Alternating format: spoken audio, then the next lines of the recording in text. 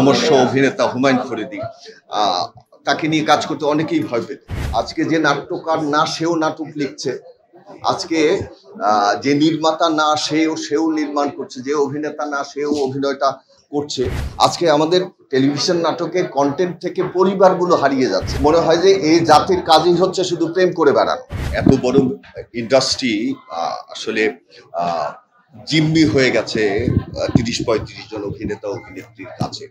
তো আমরা কাজ করার যে সুন্দর পরিবেশ, যে সুন্দর বাজেট পেয়েছিলাম, একটি ভালো কাজ করার জন্য যে একটা ন্যূনতম স্ট্যান্ডার্ড বাজেট দরকার, সেটির খুব সংকট মিডিয়াতে চলছে। কাজ করে যাওয়ার কম করার একটি অন্যতম কারণ।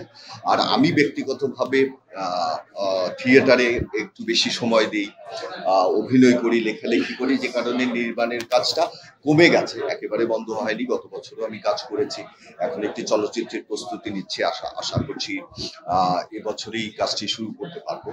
আমার অভিজ্ঞতায় আমি দেখেছি বাংলাদেশের নমস্য অভিনেতা হুমায়ুন ফরিদী তাকে নিয়ে কাজ করতে অনেকেই ভয় পেত, কিন্তু আমার সাথে তার এরকম একটা সিঙ্ক ছিল যে আমি কি তাকে ছাড়া কাজই করতাম।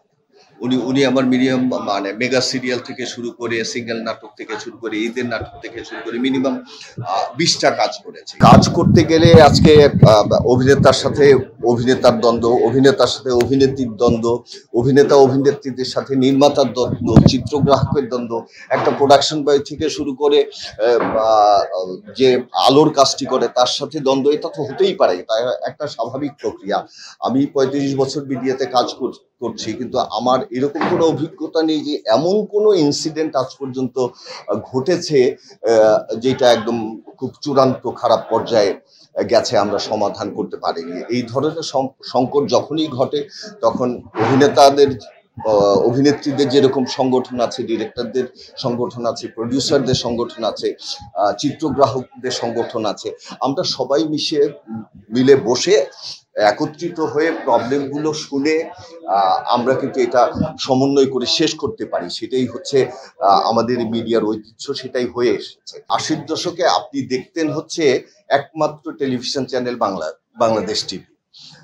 তখন তো আপনার কাছে অন্য কোনো অপশন ছিল না, আপনি অন্য কোনো চ্যানেল দেখতেন না, আপনি যা দেখতেন তাই আপনার কাছে ভালো লাগতো।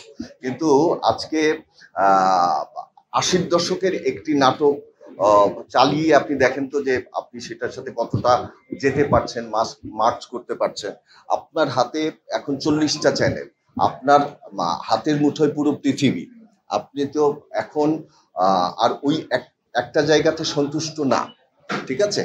তো সেই কারণেই এই জিনিসগুলো ঘটছে। আর যেটা হচ্ছে যে আমাদের আসলে এই ইন্ডাস্ট্রি, ধরেন ভালো নাট্যকার, বাংলাদেশে কয়জন ভালো নাট্যকার আছে, কয়জন ভালো নির্মাতা আছে, কয়জন ভালো অভিনেতা অভিনেত্রী আছে, কিন্তু আমরা যতটুকু হজম করতে পারি আমাদের কাজের ভলিউমটা বেড়ে গেছে তার চেয়ে 100 গুণ বা 1000 গুণ।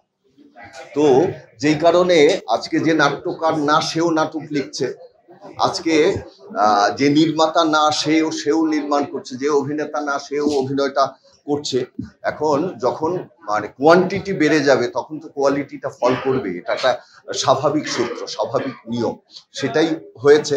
তবে একটা জিনিস খুব ওয়ার্মিং, সেটা হচ্ছে যে কন্টেন্টের ক্ষেত্রে একটা ভয়ঙ্কর রকম অধঃপতন হয়েছে, রুচির অবক্ষয় হয়েছে বলে আমরা মনে করি। সেই জায়গাটা থেকে ঘুরে দাঁড়ানো দরকার। আজকে আমাদের টেলিভিশন নাটকের কন্টেন্ট থেকে পরিবারগুলো হারিয়ে যাচ্ছে। মা নেই, বাবা নেই, খালা নেই, চাচা নেই, শুধু 2 জন। মনে হয় যে এই জাতির কাজই হচ্ছে শুধু প্রেম করে বেড়ানো। তো অন্য কোনো ক্রাইসিস নেই। একটা ভাইয়ের সাথে ভাইয়ের সম্পর্ক, একটা দাদির সাথে নাতির সম্পর্ক বা ক্রাইসিস, সেগুলো আমাদের গল্পের কন্টেন্ট হয়ে উঠছে না, এটা দুঃখজনক।